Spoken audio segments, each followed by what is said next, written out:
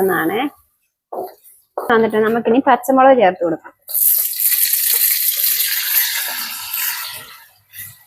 അതിന്റെ കൂട്ടത്തിൽ തന്നെ നമുക്ക് സബോളയും കൂടെ ചേർത്ത് കൊടുക്കാം.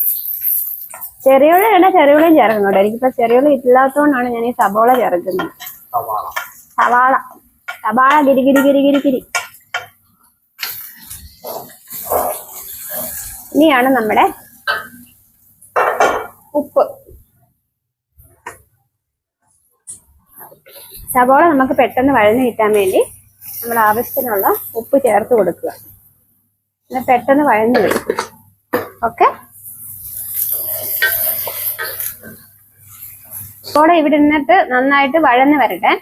ആ സമയം കൊണ്ട് നമുക്ക് അരി കഴുകിയെടുക്കാം.